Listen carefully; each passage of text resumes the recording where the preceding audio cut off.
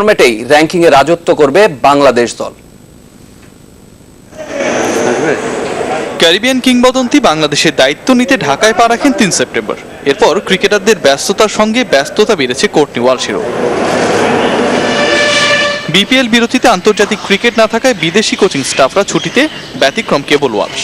Pace অ্যাটাকে দলের সবচেয়ে বড় তারকা মুস্তাফিজের পুনর্বাসনে ক্যারিবীয় কিংবদন্তির নিবিড় মনোযোগ। আমি আশাবাদী নিউজিল্যান্ডে মুস্তাফিজকে আমরা পাবো।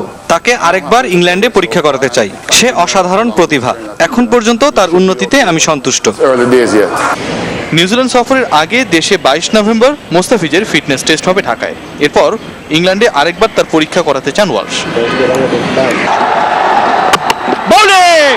সব ঠিক থাকলে ২০১৯ বিশ্বকাপ পর্যন্ত কোর্টনি ওয়ালশের সার্ভিস পাবে বাংলাদেশ। অন্তত এই মেয়াদের শেষে ৩ ফরম্যাটের র্যাঙ্কিংয়ে দাপট দেখাবে টিম বাংলাদেশ, এমন ইচ্ছা ক্যারিবিয়ান গ্রেটের।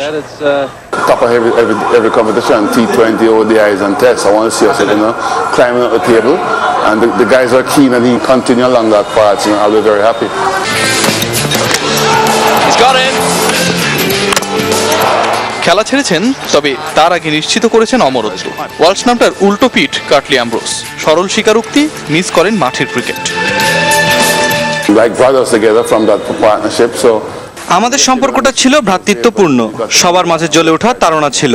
সেই সময়গুলো মিস করি, তবে এটাই বাস্তবতা।